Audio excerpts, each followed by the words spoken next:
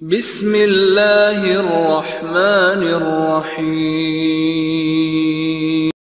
برادران اسلام، دینی اور ملی بھائیوں، نوجوان دوستوں، احباب اور بزرگوں، قابل احترام ماں اور بہنوں، عزیز بچوں، دورہ علمیہ کے اس تیسرے اور آخری سیشن میں آپ کے سامنے انشاءاللہ تبارک و تعالی الاصول الستہ شیخ الاسلام محمد بن عبد الوہاب تمیمی نجدی رحمۃ اللہ علیہ کی جو یہ کتاب ہے، مختصر رسالہ ہے، اس کے آخری دو اصول پیش کرنے ہیں۔ ان دونوں اصولوں میں پہلا جو اصول ہے وہ ہے اللہ کے اولیاء اور شیطان کے دوستوں کے درمیان فرق کیا ہے، اور اسی طرح سے آخری اور چھٹا جو اصول ہے وہ یہ ہے کہ جو شبہہ پھیلایا جاتا ہے بعض لوگوں کی طرف سے کہ قرآن کریم اور سنت کو سمجھنا بہت مشکل ہے، اسے سمجھنے کے لیے مجتہد مطلق ہونا ضروری ہے، اور مجتہد ہونے کے لیے جو شرطیں پائی جانی چاہیے وہ بہت ہی بڑی شرطیں ہیں، اس کو پورا کرنا مشکل ہے بلکہ ناممکن ہے۔ اس لیے قرآن و سنت سمجھنا آپ کا کام نہیں ہے، قرآن و سنت کی دلیل پیش کرنا آپ کا کام نہیں۔ اس کا تذکرہ انشاءاللہ تبارک و تعالی اخیر میں آئے گا۔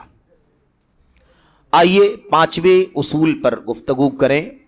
سب سے پہلے مصنف رحمۃ اللہ علیہ نے جو بات کہی ہے اس کا سرسری طور پر آپ کے سامنے ترجمہ پیش کر دیا جاتا ہے۔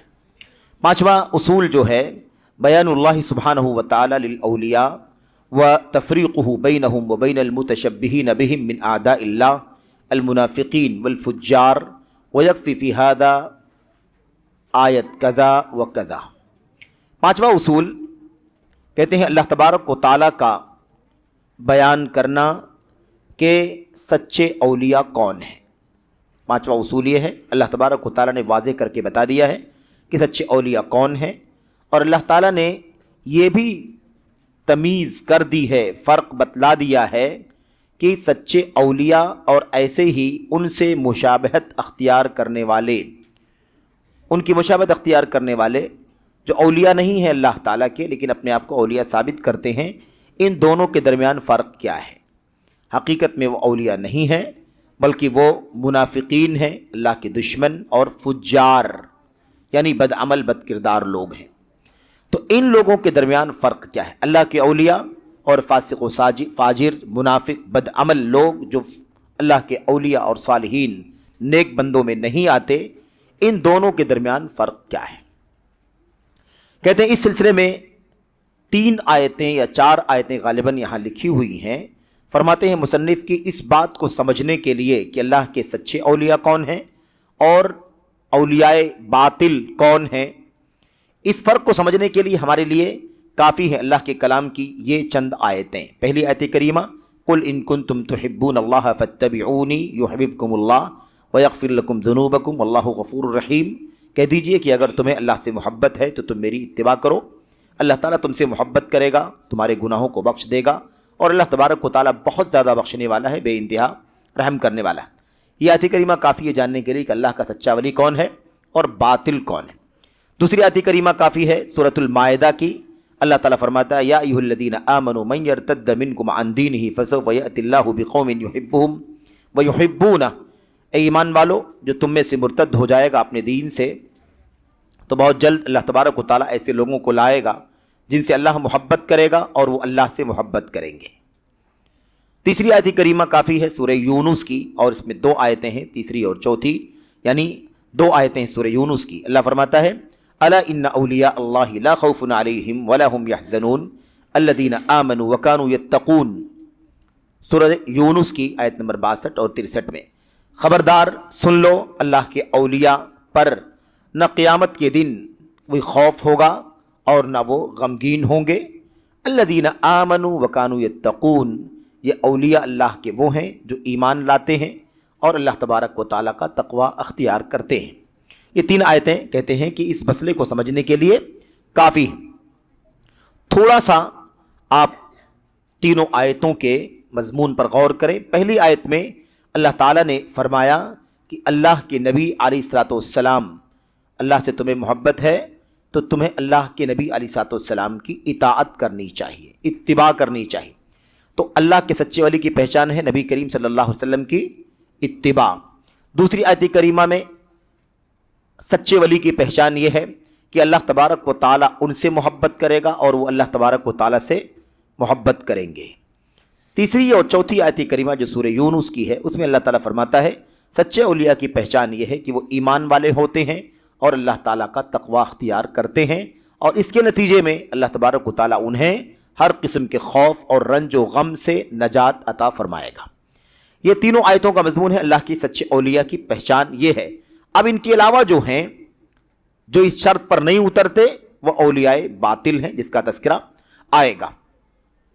ان آیات کے اندر اولیاء کی صفات بیان کرنے کے بعد مصنف کہتے ہیں یہ تو حقیقت ہے قرآن کریم کی اولیاء کے بارے میں، لیکن پھر اس کے بعد بہت سارے علم کے دعوے داروں کے یہاں معاملہ یہ ہو گیا، ایسے لوگ جو اپنے آپ کے بارے میں دعویٰ کرتے ہیں کہ وہ علم والے ہیں، اور یہ دعویٰ کرتے ہیں کہ وہ اللہ کے بندوں کی رہنمائی کرنے والے، ہدایت اور رہنمائی کا کام کرنے والے ہیں، اور یہ بھی دعویٰ کرتے ہیں کہ وہ شریعت کے محافظ اور پاسبان ہیں۔ ایسے دعوے داروں کے یہاں معاملہ یہ ہو گیا کہ اولیاء وہ لوگ ہیں جن کے اندر رسولوں کی اتباع ترک کرنا ضروری ہے۔ بات سمجھ میں آ رہی ہے؟ کتاب اللہ کی دلیلوں میں اولیاء کون ہے بتلایا گیا۔ پہلی بات بتائی گئی فاتبعونی، میری اتباع کرو۔ رسول کی اتباع ولی ہونے کے لیے ضروری ہے، لیکن یہ لوگ بعد میں حالات جب بگڑ گئے، لوگوں کے حالات دیگر ہو گئے، معاملات یہاں تک پہنچ گئے کہ جو علم کے دعوے دار ہیں، جن کے بارے میں جن کا اپنا دعویٰ یہ ہے کہ وہ علم والے ہیں، جن کا دعویٰ یہ ہے، بعض جن کا یہ دعویٰ ہے کہ وہ شریعت کے محافظ ہیں، جن کا دعویٰ یہ ہے کہ وہ لوگوں کو، اللہ کے بندوں کو دین کی رہنمائی کرنے والے ہیں، گائیڈ کرنے والے ہیں، ایسے دعوے داروں کے یہاں معاملہ یہ ہو گیا کہ اولیاء ان کے یہاں ایسے لوگ کہلاتے ہیں جو لازماً رسولوں کی اتباع نہ کرتے ہوں۔ اولیاء ہونے کے لیے کیا ضروری ہو گیا ان کے یہاں؟ ترک اتباع رسولوں کی اتباع چھوڑ دینا اللہ کا ولی ہونے کے لیے ضروری ہے ان لوگوں کے یہاں۔ ایسے ہی دوسری بات، جو اتباع کرے گا وہ اولیاء میں شامل نہیں ہو سکتا۔ بہت الٹی بات لگ رہی ہے، ابھی دیکھیے یہی حقیقت ہے اولیاء حق و باطل کے درمیان۔ جو ان کی اتباع کرے گا، رسول کریم صلی اللہ علیہ وسلم کی اتباع کرے گا، فلیس من الاولیاء فلیس منہم، وہ اللہ کے ولیوں میں سے شامل ہو ہی نہیں سکتا۔ یہ بات کے لوگوں کا حال ہے جو اپنے آپ میں علم کے دعوے دار اور ہدایت اور دائی بنتے ہیں، عالم بنتے ہیں اور دین و شریعت کے محافظ سمجھے جاتے ہیں، ان کا یہ کہنا ہے۔ اس کے بعد کہتے ہیں نمبر 2، وَلَا بُدَّ مِن تَرْكِ الْجِهَادِ، اور جہاد چھوڑنا ضروری ہے۔ اللہ کا ولی ہونے کے لیے جہاد ترک کرنا ضروری ہے۔ فَمَنْ جَاهَدَ فَلَيْسَ مِنْهُمْ، جو جہاد کرے وہ اولیاء میں سے نہیں ہو سکتا۔ وَلَا بُدَّ مِن تیسری بات، وَلَا بُدَّ مِن تَرْكِ الْإِيمَانِ وَالتَّقْوَى، اور ولی ہونے کے لیے ایمان اور تقوی چھوڑنا ضروری ہے۔ فَمَنْ تَعَهَّدَ بِالْإِيمَانِ وَالتَّقْوَى فَلَيْسَ مِنْهُمْ، جو تقوی اور ایمان پر کاربند رہے، مضبوطی سے ڈٹا رہے، پابندی کرے، وہ اولیاء میں سے نہیں ہو سکتا۔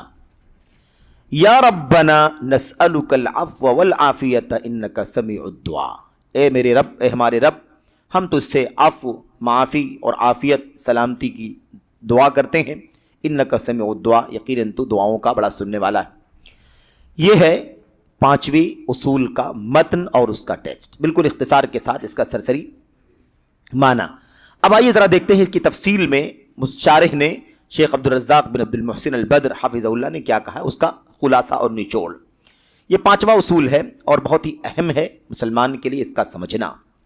بڑا خلط ملط ہے اولیاء کے سلسلے میں، بڑا التباس ہے، بڑا شک ہے، شبہہ ہے، اور لوگوں کے ہاں الگ الگ ولایت کے پیمانے اور اصول بنا لیے گئے ہیں۔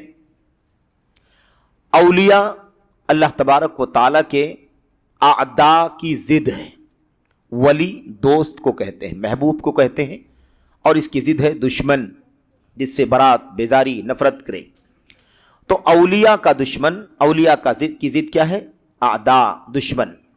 या औलियाउल्लाह की ज़िद है औलियाउश्शैतान, जो अल्लाह का दोस्त नहीं वो शैतान का दोस्त है, और जो शैतान का दोस्त है वो अल्लाह का दोस्त नहीं हो सकता। इस तरह से आप इस मसले को समझें। तो बहरहाल यहाँ पर बहुत ही बुनियादी बात अल्लाह के कलाम की आयत की रोशनी में समझा रहे हैं कि अल्लाह के कलाम की आयत करीमा बतलाती है कि अल्लाह का वली कौन हो सकता है, और अल्लाह का वली होने के लिए उसमें कौन सी शर्तें पाई जानी चाहिए। अब हमारे सामने सबसे पहली बात तो इस उसूल में ये आ गई कि किसी भी चीज़ के सबूत के लिए कुरान करीम की दलील, सुन्नत रसूल सल्लल्लाहु अलैहि वसल्लम की दलील होनी ज़रूरी है। किसी के दावे से कोई चीज़ साबित नहीं होती है। दावा हर सूरत में दलील का मोहताज होता है।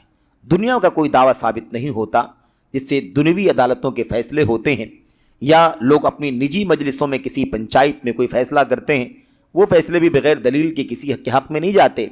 तो भला अल्लाह तबारक व ताला के यहाँ दीन और अक़ीदे की बुनियाद पर जो फ़ैसले जन्नत और जहन्नम से ताल्लुक़ रखते हैं, भला वो फ़ैसले बग़ैर दलील के महज दावों की बुनियाद पर कैसे हो सकते हैं? ज़रूरी है कि दावे पर दलील मौजूद हो। तो उलमा की अलामत क्या है? उसकी दलील। फ़ुक़हा की अलामत क्या है? उसकी दलील। ऐसे ही अल्लाह के औलिया कौन हैं और उनके बरअक्स शैतानी औलिया कौन हैं, जब इनको बयान करने का टाइम आया तो बिल्कुल वही अंदाज मुसन्निफ़ रहमतुल्लाहि अलैह का रहा कि औलिया, उलमा, फ़ुक़हा, इल्म और उलमा, फ़िक़्ह और फ़ुक़हा सचमुच कौन है वो साबित करने की नौबत आई तो दलीलें पेश करके साबित किया। यहाँ सच्चे औलिया और बातिल औलिया को साबित करने की बात आई तो मुसन्निफ़ ने कुरान करीम की दलीलों को पेश करके उससे इस्तिदलाल किया, और यही अहले इल्म का तरीक़ा है।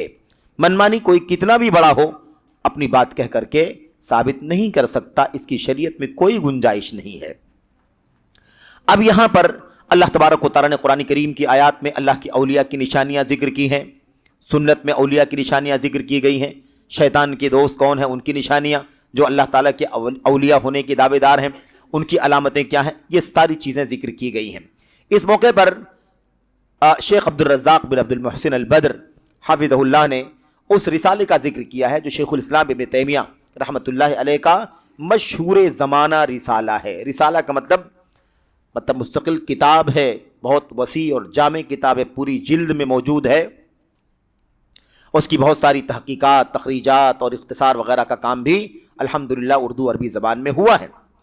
तो अल फ़ुरक़ान बैन औलियाइर रहमानी व औलियाइश शैतान, अल्लाह के रहमान के औलिया और ऐसे ही शैतान के औलिया के दरमियान फ़ुरक़ान, यानी हक़ और बातिल कौन है, हक़ कौन है, बातिल कौन है, इसमें फ़र्क करने वाली किताब। ये किताब अल्हम्दुलिल्लाह अरबी ज़बान में है और बहुत पहले से अल्हम्दुलिल्लाह शाये शुदा है। इसका तर्जमा भी हमारे दोस्त बरादरम शेख अंसार ज़ुबैर मोहम्मदी हाफ़िज़हुल्लाह ने बहुत पहले सऊदी अरब में किया था, जो औलियाए हक़ व बातिल के नाम से शाये भी हुई थी किताब, और असल किताब का तर्जमा है, और जो उस पर बहुत मुफस्सल तखरीज और तहकीक का काम डॉक्टर मुहम्मद साहब ने किया था, उसका इख्तिसार करके और असल किताब का तर्जमा करके उसे शाये किया गया था। मैं समझता हूँ वो किताब शायद मैसर हो तो उससे इस्तिफ़ादा उर्दू ज़बान में बहुत अच्छी तरह से किया जा सकता है। ये बड़ी अज़ीमुश्शान किताब है, अल फ़ुरक़ान बैन औलियाइर रहमान व औलियाइश शैतान।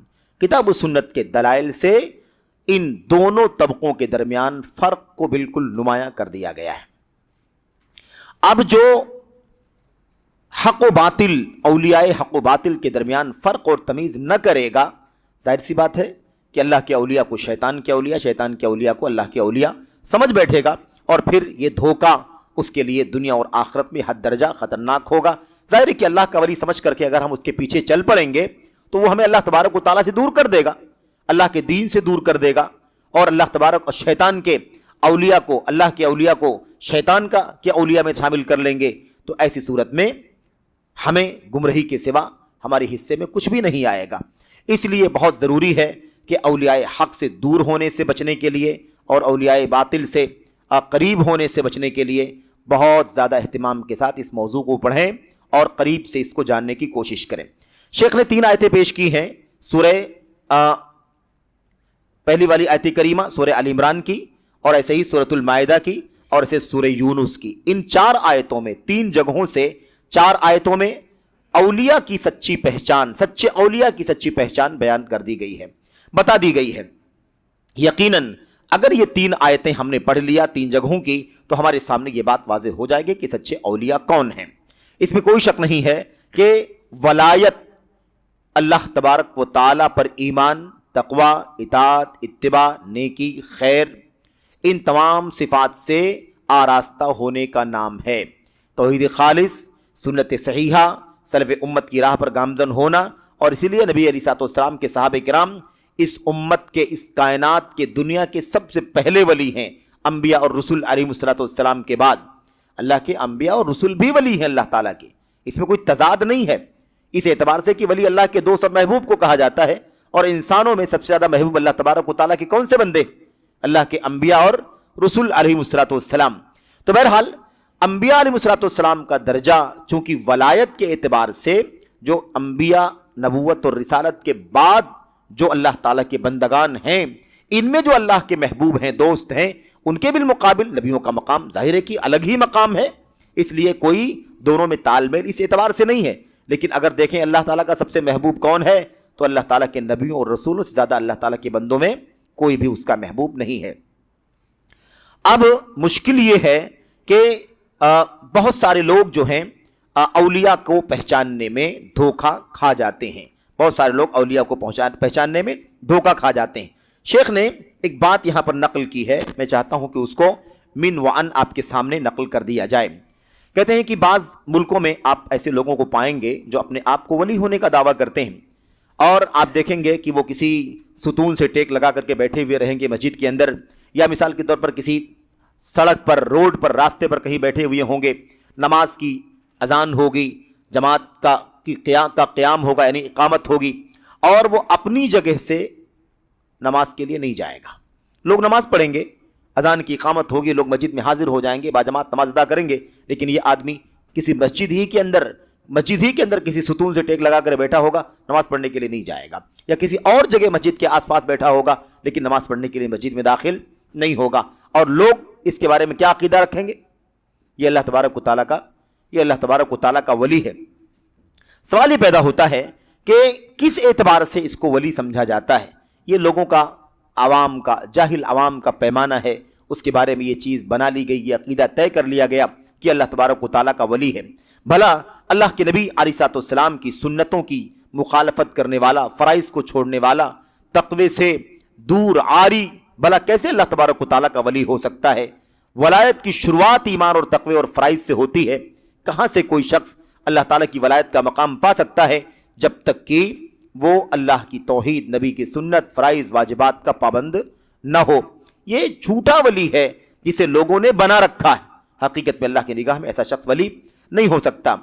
ایسے ہی شیخ بیان کرتے ہیں، شیخ عبدالرزاق بدر کہتے ہیں کہ ایک شخص مجھ سے بیان کیا واقعہ، کہتے ہیں میں کسی ملک سے گزرا اور فلاں جگہ پر کسی جگہ پر میں جب جانے لگا تو میں نے ایک آدمی کو دیکھا، وہ کسی جگہ پر بیٹھا ہوا ہے، اور اس کے بعد جب بھی میں گزرتا اس آدمی کو اسی جگہ پر بیٹھا ہوا دیکھتا۔ نمازیں، فرض نماز مسجدوں میں ہوتی لیکن وہ نمازیں پڑھنے کے لیے مسجد میں حاضر نہیں ہوتا۔ مجھے تعجب ہوا کہ میں کئی بار آیا گیا اور اس آدمی کو دیکھا کہ اپنی جگہ پر بیٹھا ہوا ہے، آخر مسجد میں نماز پڑھنے کے لیے کیوں نہیں آتا؟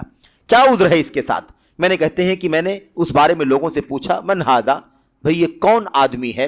لوگوں نے کہا ھذا سبحان اللہ ما تعرفو، بہت تعجب کی بات ہے، آپ کو نہیں معلوم یہ کون ہے؟ آپ نہیں جانتے یہ کون ہے؟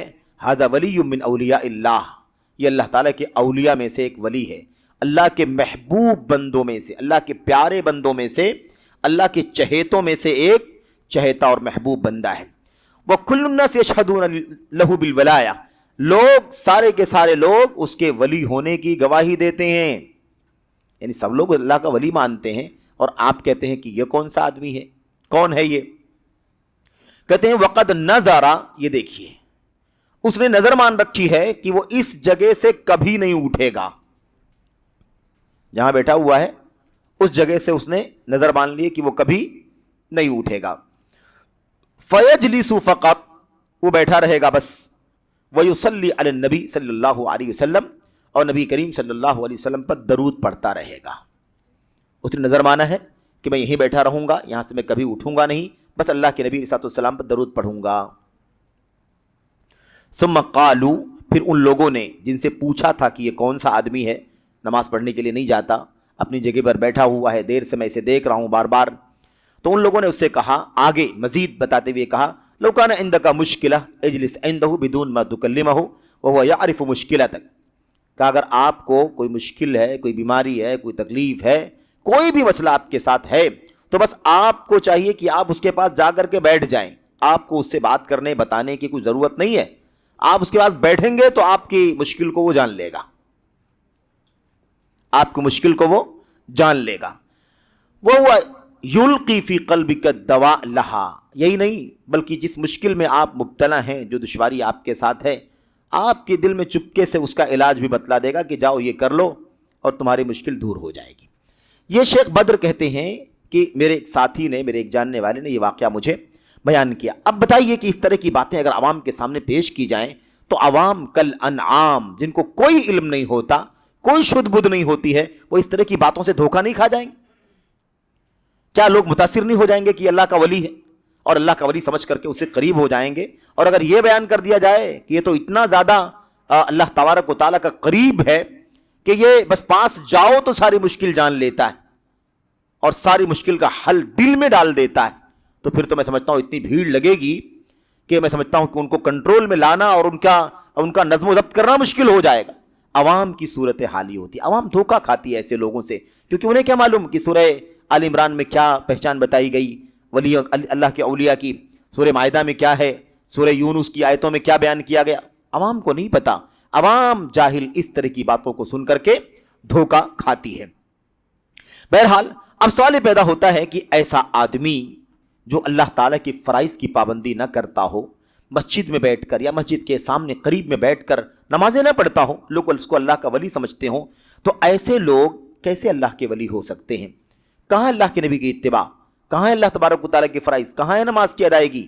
بے نمازی اور اللہ کے نبی علیہ السلام کی سنتوں سے دور بھلا کیسے اللہ تبارک و تعالیٰ کا ولی ہو سکتا ہے؟ کیا اتنی آسانی کے ساتھ اللہ تعالیٰ کے فرض کردہ ان فرائض نماز جیسی عبادت کو یوں ہی چھوڑا جا سکتا ہے اتنی آسانی سے کہ وہ بس اس نے نظر مان لی ہے کہ بیٹھا رہے گا اپنی جگہ پر، نہیں اٹھے گا اور وہیں بیٹھ کر کے وہ درود پڑھے گا بس؟ اس طرح سے بہرحال یہ شیخ بدر حفظ اللہ کہتے ہیں کتنے افسوس کی بات ہے، جبکہ نماز اتنا بڑا فریضہ ہے کہ جس کی زندگی میں نماز نہیں، جس کی زندگی میں نماز نہیں، اس کی زندگی میں اسلام نہیں۔ اسلام یہ نشانی نماز ہے، اسلام کی نشانی ظاہری نشانیوں میں سے، بڑی نشانیوں میں سے نماز ہے۔ جب کسی کو مسجد آتے ہوئے دیکھو تو اس کے ایمان کی، اسلام کی گواہی دو۔ اور ہمارے بڑے علماء نے یہ بات کہی ہے کہ دراصل نماز کی پابندی اسلام کی ممبرشپ ہے، یعنی اسلام کی ممبرشپ اگر آپ چاہتے ہیں تو اپنی زندگی میں اسلام کا سب سے بڑا فریضہ توحید کے بعد نماز کی پابندی ہونی چاہیے۔ تو لا حظ فی الاسلام لمن ترک الصلاۃ، جو نماز چھوڑ دے اس کا اسلام میں کوئی حصہ نہیں۔ یہ ہمارے اسلاف کے اقوال ہیں۔ اور ایک بات بنیادی یہ ہے کہ اب آپ کہہ سکتے ہیں، کوئی کہہ سکتا ہے بھائی ٹھیک ہے، اچھا نماز نہیں پڑھ رہا ہے تو ہو سکتا ہے نماز کسی وجہ سے نہ پڑھتا رہا ہو، اور چیزیں دیکھ لو اس کی، اور چیزیں بھی دیکھ لو اس کی، اور بقیہ چیزیں کرتا ہے کہ نہیں کرتا، زکوٰۃ دیتا ہے کہ نہیں، روزہ رکھتا ہے کہ نہیں، ہے نا، بقیہ چیزیں دیکھ لو، اور دیگر دین کے کاموں کی پابندی کرتا ہے یا نہیں کرتا ہے، تو یہ بات نہیں لائی جا سکتی۔ کیوں؟ اس لیے کہ جس کی زندگی میں نماز نہیں ہے، جو نماز کو ضائع کرتا ہے، وہ اور چیزوں کو اور زیادہ ضائع کرنے والا ہوگا۔ من ضیعھا فہو لما سواھا اضیاع، جو نماز کو ضائع کرتا ہے وہ نماز کے علاوہ دیگر چیزوں کو اور زیادہ ضائع کرنے والا ہے۔ اس لیے یہ کافی ہے، یہ سب سے بڑی علامت ہے ظاہری علامتوں میں سے کہ وہ فرائض کی پابندی کرتا ہے یعنی نماز کی پابندی کرتا ہے یا نہیں کرتا۔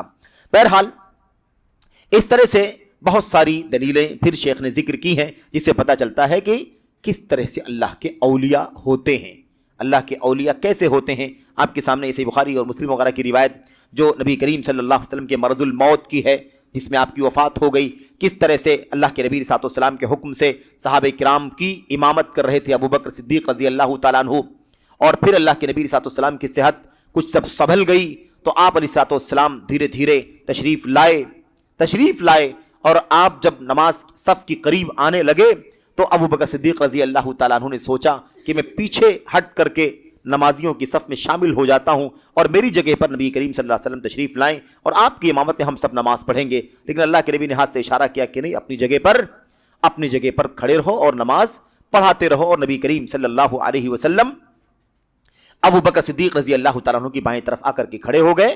آپ کی امامت میں ابوبکر صدیق اور پھر پیچھے کے لوگ امامت میں نماز پڑھتے رہے۔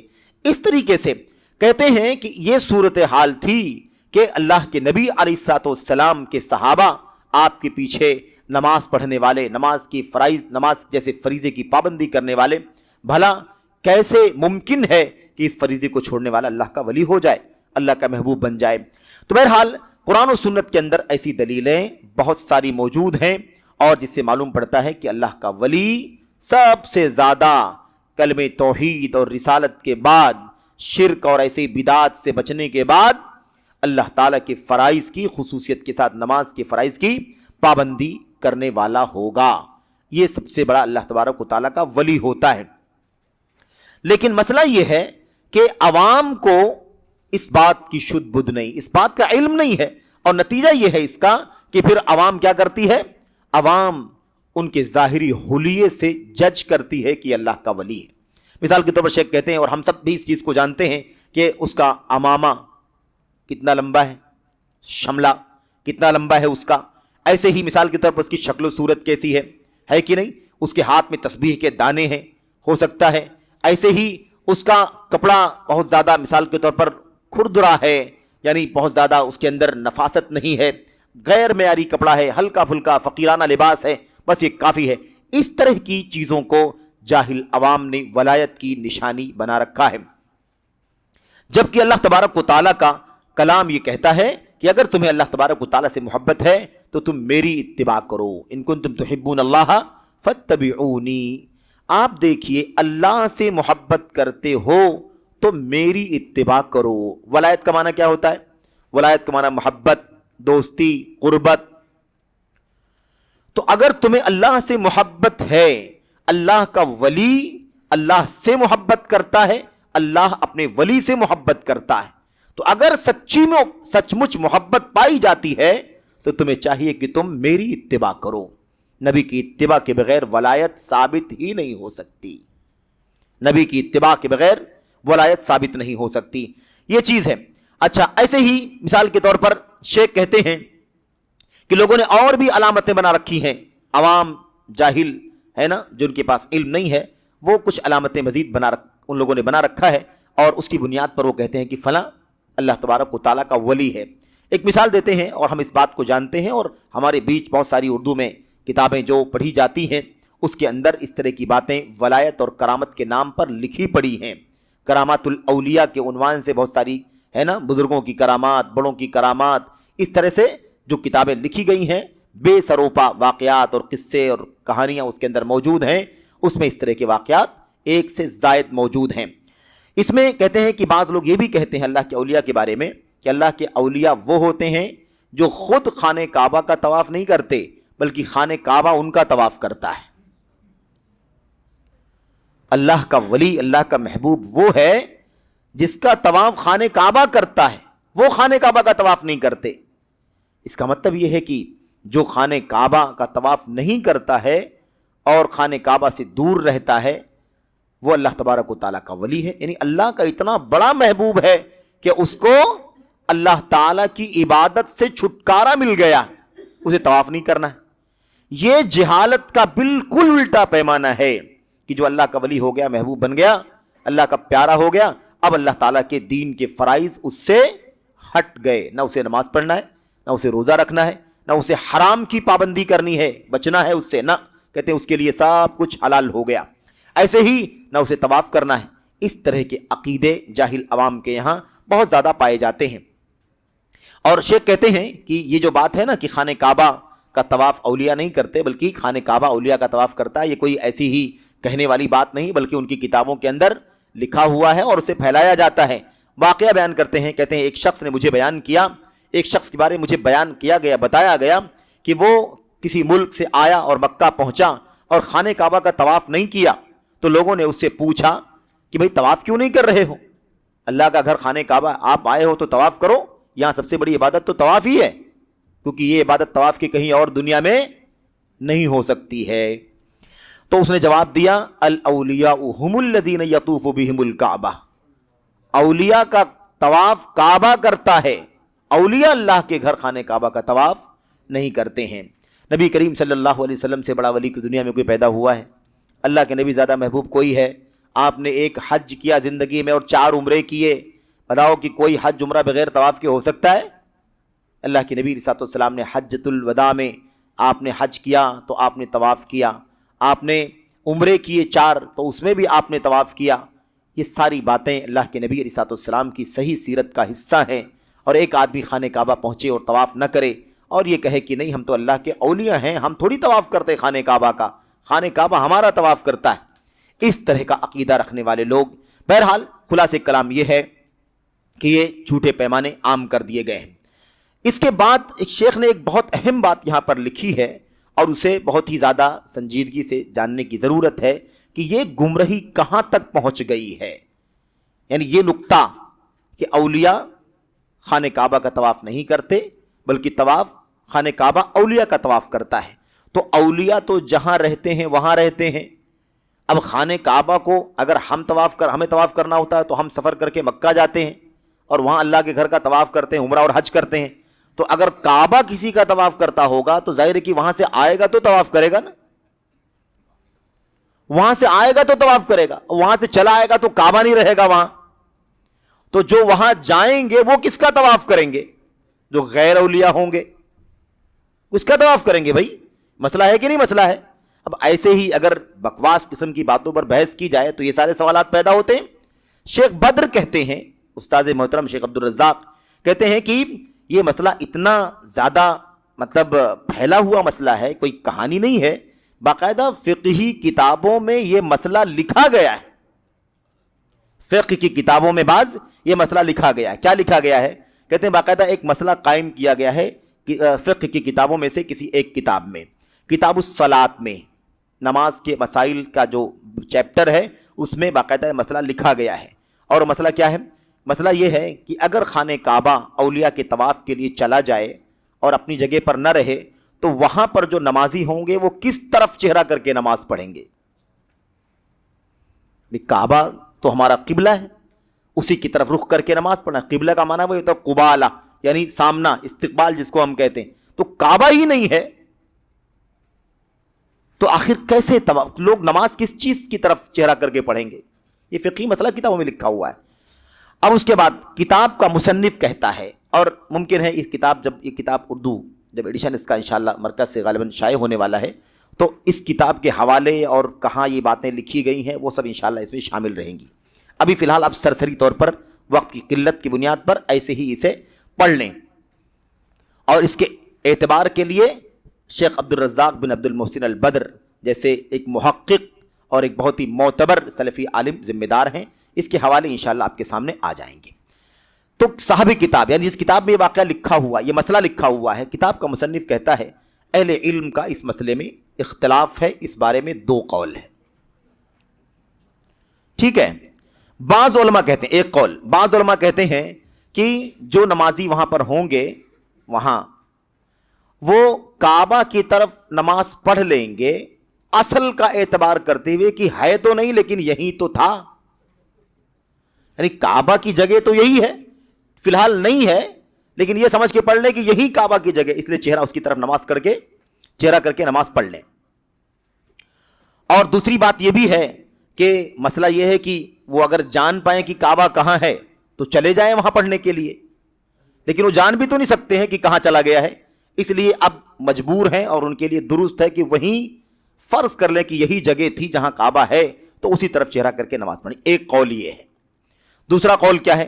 کہتے ہیں دوسرا قول یہ ہے کہ نہیں، جب کعبہ نہیں ہے تو اس کی طرف کس چیز کی طرف نماز پڑھیں گے؟ کعبے کی جگہ طرف تھوڑی نماز ہوگی، کعبے کی طرف نماز ہوگی نا. تو کعبہ نہیں ہے تو اس کی طرف، اس کی جگہ کی طرف اصل کا اعتبار کر کے نماز نہیں پڑھ سکتے، بلکہ ضروری ہے لوگوں کے لیے کہ وہ خانہ کعبہ کو ڈھونڈیں، تحری کریں، تلاش کریں، این ذہبت الکعبہ، کہ کعبہ کہاں گیا، اور ڈھونڈ کر کے اس کی طرف چہرہ کر کے نماز پڑھیں.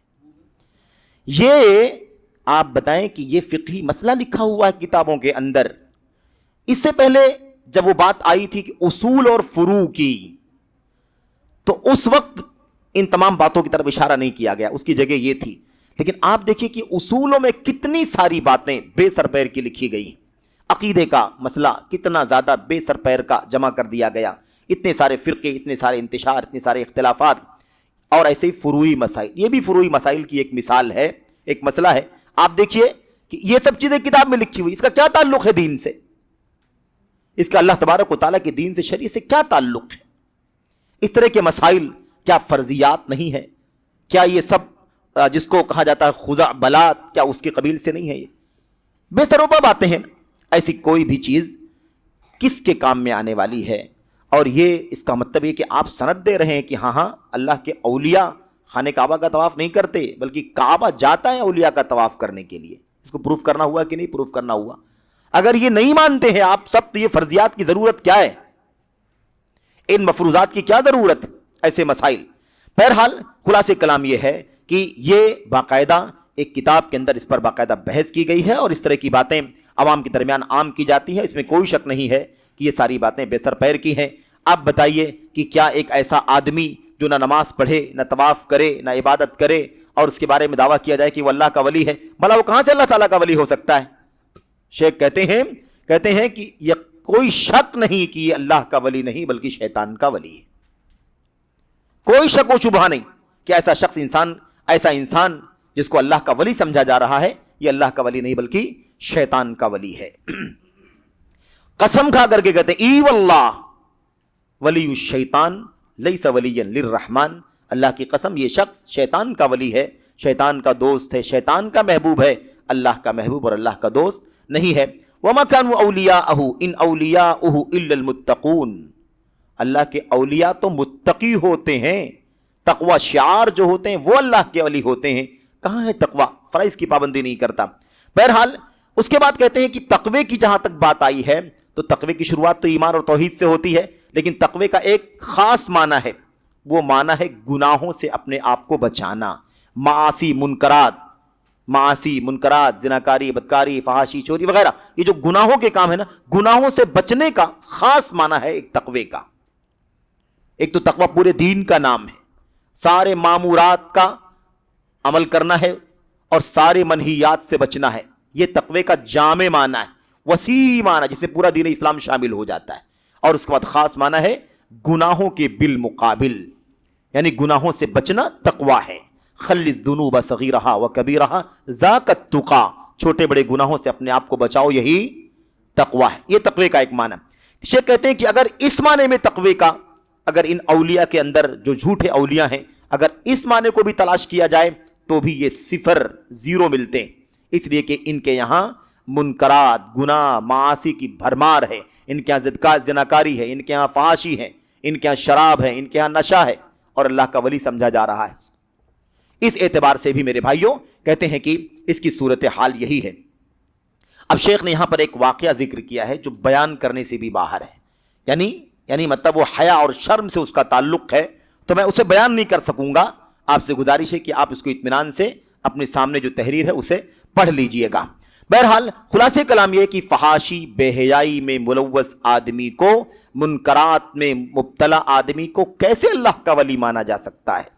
ایسا شخص کبھی اللہ تعالیٰ کا ولی نہیں ہو سکتا. اور تعجب یہ ہے کہ گناہ اور منکرات کے کام اللہ کی ولایت کے نام پر کیے جا رہے ہیں. اللہ کا ولی ہے اس لیے چلو اس سے یہ کام کروایا جائے، اور وہ زناکاری بدکاری کا کام ہے. یہ صورتحال ہے.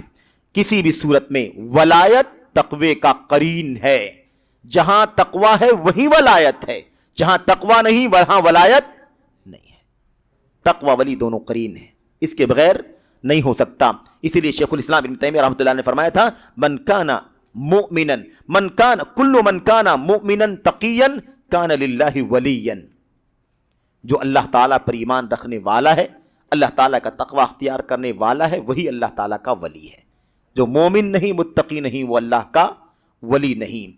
یہ ہے، تو یہ تو ہو گئی بات ولایت کے بارے میں، سچے اولیاء اور جھوٹے اولیاء۔ لیکن معاملہ جب بگڑ گیا، علم ختم ہو گیا اور اصل علم سے ہٹ کر کے لوگ خرافات، سچے جھوٹے واقعات، بے سروپا کہانیاں اور دیو مالائی واقعات اور ایسے ہی جھوٹی کرامات میں جب لوگ مبتلا ہو گئے اور خرافات گمراہیوں میں مبتلا ہو گئے، تو ایسی صورت میں اب ان کا پیمانہ ہی بدل گیا۔ نہ قرآن کی دلیل نہ سنت کی دلیل، بس جو کچھ ان لوگوں کے بیچ میں پھیلایا جا رہا ہے، کتابوں میں لکھا جا رہا ہے، کس سے کہانیاں سنائی جا رہی ہیں، اسی کو عوام الناس نے اللہ کے ولی ہونے کی علامت اور نشانی بنا لیا، اسی کو پیمانہ بنا لیا۔ یہ بات شیخ سمجھاتے ہیں، کہتے ہیں اس طرح سے عوام بہرحال اس طرح کے جھوٹے قصے کہانیاں واقعات حکایات سے لوگ دھوکہ کھاتے ہیں اور ایسے لوگوں کو اللہ تبارک و تعالیٰ کا ولی سمجھتے ہیں۔ اللہ کے نبی علیہ السلام کی حدیث کا بھی ذکر شیخ نے اشارہ کیا تھا۔ اللہ کے نبی کی حدیثوں میں اگر آپ دیکھیں تو مشہور حدیث ہے حدیث الولایہ، ولایت سے متعلق حدیث۔ نبی کریم صلی اللہ علیہ وسلم نے ولایت کے بارے میں فرمایا حدیث قدسی میں آپ فرماتے ہیں کہ اللہ تبارک و تعالیٰ فرماتا ہے، کیا ہے دیکھیں شروع کے الفاظ ہیں، من عادى لي وليا فقد آذنته بالحرب۔ یہ تو شروع میں جملہ ہے، جو میرے کسی ولی سے دشمنی کرے گا میں اس سے اعلان جنگ کرتا ہوں۔ ایسے فاسق فاجر، ایسے بد عمل بد کردار فرائض کو چھوڑنے والوں کے دفاع میں اللہ تعالیٰ جنگ کرے گا؟ ایسے لوگ خود اللہ کے دشمن ہیں، شیطان کے ولی اور دوست ہیں۔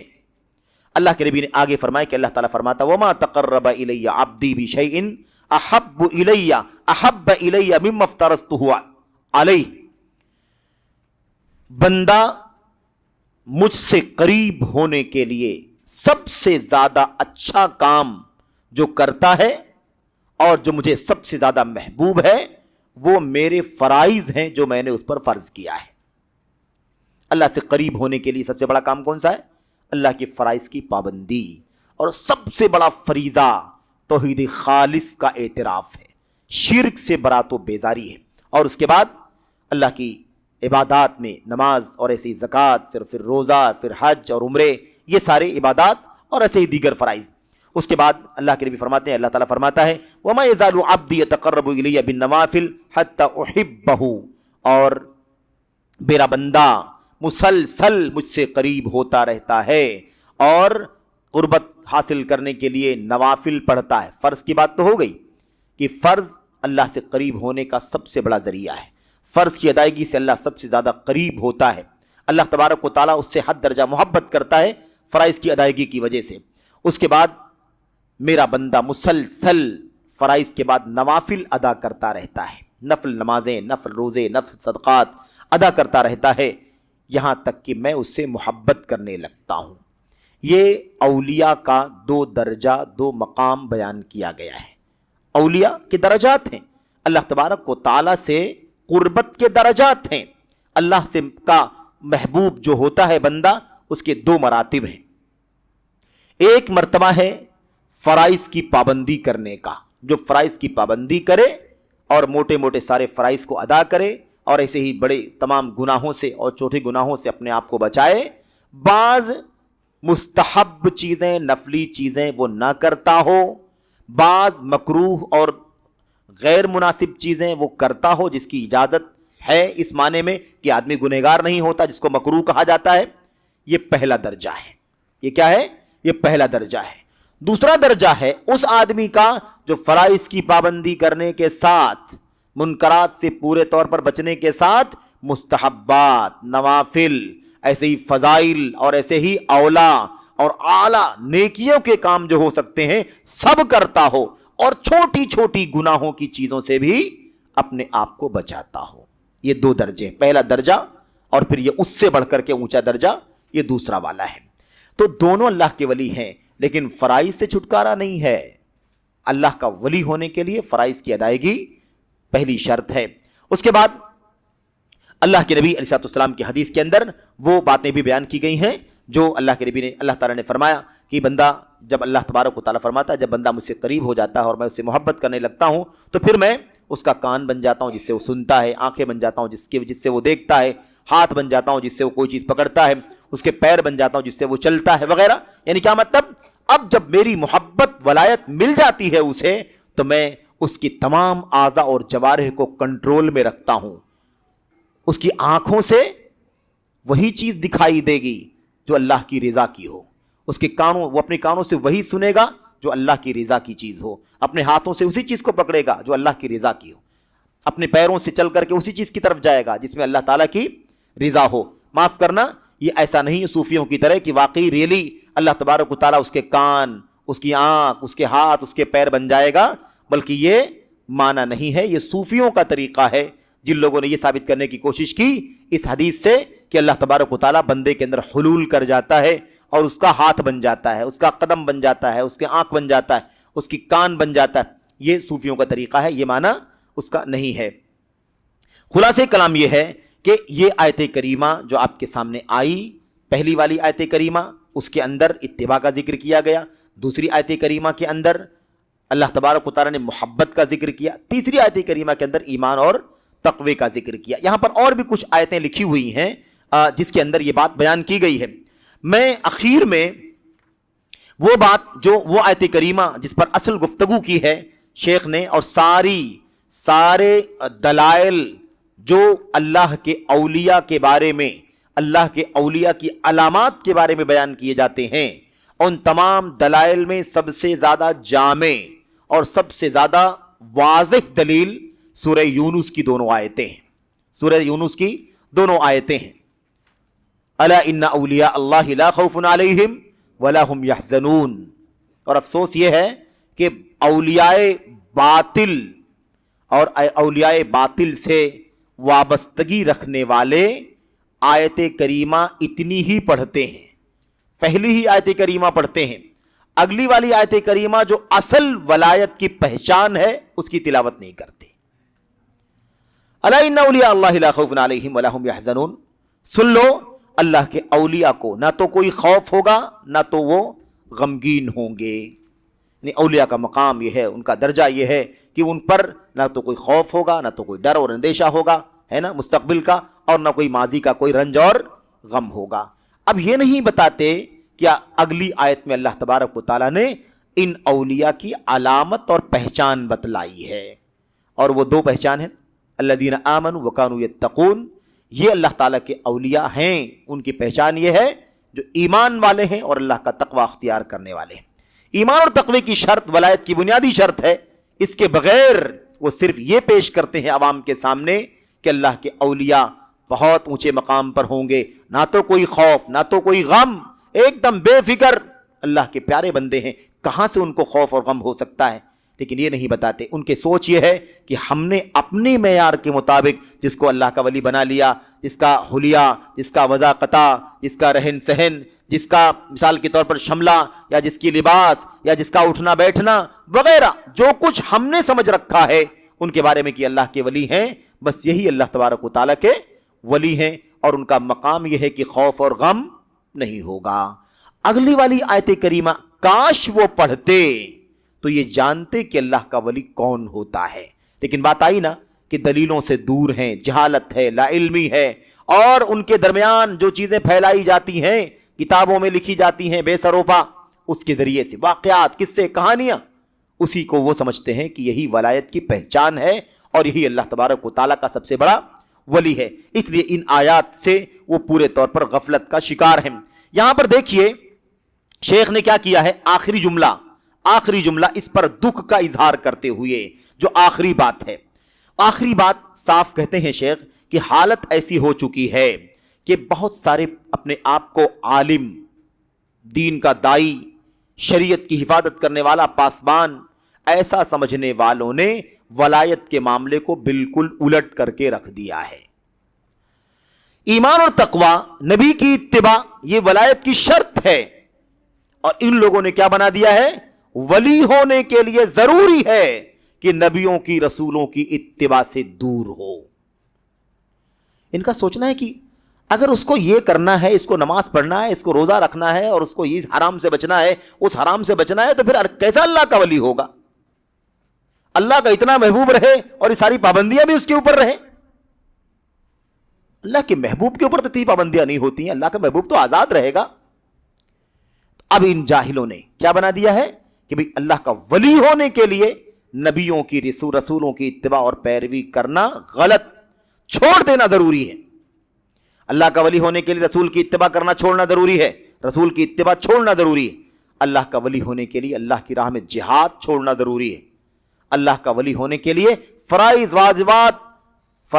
اور واجبات سے آزاد ہونا ضروری ہے۔ یہ کون سا ولی ہے کہ وہ نماز بھی پڑھ رہا ہے، روزہ بھی رکھ رہا ہے؟ تو سارے لوگ کر رہے ہیں۔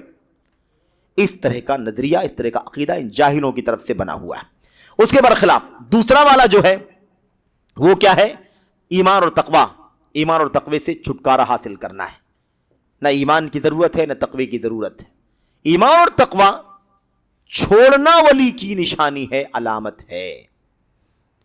اللہ کے نبی محمد الرسول اللہ صلی اللہ علیہ وسلم، ٹھیک ہے اگر اللہ کے نبی کی مثال دیں تو لوگ کہتے ہیں آپ لوگ تو رسول کی مثال دے رہے ہیں۔ ابو بکر صدیق کی مثال لے لیجئے، عمر بن خطاب کی مثال لے لیجئے، ہے کہ نہیں؟ عثمان غنی، علی اور ایسی عشرہ مبشرہ، صحابیات، ازواج مطہرات، بنات رسول کی مثال لے لیجئے، دیگر عام صحابہ کرام کی مثال لے لیجئے، تابعین کی مثال لے لیجئے۔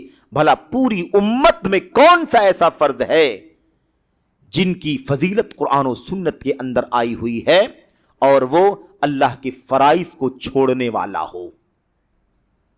اللہ کے فرائض کو چھوڑنے والا ہو، اللہ کے رسول کی اتباع سے، اطاعت سے باہر نکلنے والا ہو، ایمان اور تقوی سے آزادی حاصل کرنے والا ہو۔ کوئی ایک بھی مثال ایسی نہیں پیش کی جا سکتی۔ یہ اللہ تبارک و تعالیٰ کے وہ بندے ہیں جو ایک ایک فریضہ تو جانے دیں، فریضے کی پابندی تو کرتے ہی تھے، نوافل کا اہتمام، سنن کا اہتمام، مستحبات کا اہتمام، حرام کاموں سے دوری بیزاری، اور اس کے علاوہ حتیٰ کی کراہت والا کام بھی کرنا گوارا نہیں کرتے تھے۔ ورع اور تقوی کے اعلیٰ مقام پر فائز، گناہوں کے کام نہیں بلکہ ادنا گناہ کا کام بھی وہ گوارا نہیں کرتے تھے، اللہ کے ہاں جواب دہی کا احساس رکھتے تھے۔ یہ تھے اللہ تبارک و تعالیٰ کے اولیاء جن سے اللہ راضی ہو چکا ہے اور وہ اللہ سے راضی ہو چکے ہیں۔ یہ اللہ کی رضامندی کا پروانہ دیا جا چکا ہے۔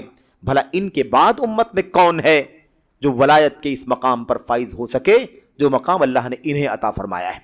لیکن آپ دیکھیں یہ ہے پیمانہ الٹ دیا گیا اور پورے طور پر حق و باطل اور باطل کو حق ثابت کرنے کی کوشش کی گئی۔ جو اللہ کے اولیاء ہوں انہیں چاہیے کہ دین سے آزاد، ایمان نہیں، تقوی نہیں، فرائض نہیں، نماز نہیں، روزہ نہیں، طواف نہیں، اور ایسے ہی منکرات اور معاصی سے بچنے کی کوئی ضرورت نہیں۔ اللہ کا ولی ہے، اللہ کا پیارا ہے، اللہ کے نبی علیہ الصلوۃ والسلام اور ایسے ہی کی سنت اور ایسے ہی نبی علیہ الصلوۃ والسلام کے صحابہ کرام اور امت کے خیر القرون کی زندگی میں سیرت پہ کوئی ایسی ایک بھی مثال آپ کو نہیں ملے گی۔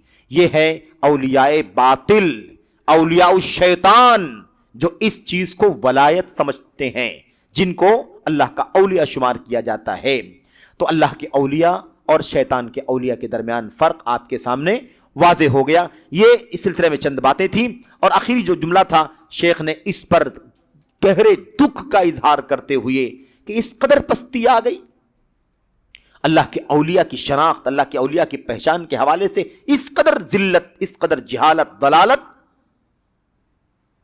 اللہ تبارک و تعالیٰ کی پناہ مانگتے ہیں، اے اللہ تیری پناہ چاہتے ہیں، ہم تو اس سے معافی کا سوال کرتے ہیں، عافیت کا سوال کرتے ہیں، اور دعا کرتے ہیں تجھ سے کہ اللہ تو ہماری دعا کو قبول فرما لے، کیونکہ تو ہی دعاؤں کا سننے والا ہے۔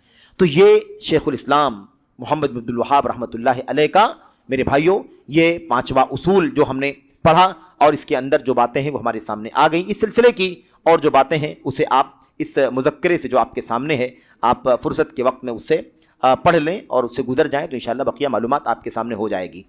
یہاں سے انشاءاللہ تبارک و تعالیٰ آپ کے سامنے چھٹا اصول اور آخری اصول ہم اختصار کے ساتھ پیش کریں گے क्योंकि तय शुदा वक्त के मुताबिक हमारे पास तकरीबन आधे घंटे बाकी बचे हैं, इस पर इंशाअल्लाह गुफ्तगू करनी है। और ये छठा उसूल हकीकत यह है कि बहुत अहम उसूल है, बहुत बुनियादी उसूल है, और इस सिलसिले में हमें बहुत ज़्यादा, और आप देख रहे हैं कि सारे उसूलों का यही हाल है, हर उसूल एक दूसरे से ज़्यादा अहम और अहम तर दिखाई दे रहा। आखिरी उसूल है इख्तिताम, इस पर होना है, इस उसूल को अच्छी तरह से समझें। कहते हैं इस उसूल दरअसल, ये उसूल दरअसल क्या है, एक शुबहे का जवाब है, एक शुबहे का, एक कन्फ्यूज़न का जवाब है। वो क्या है? शैतान का बनाया हुआ एक शुबहा है, शैतान का वज़ा किया हुआ, पैदा किया हुआ, निकाला हुआ एक शुबहा है। और शुबहा किस काम के लिए है?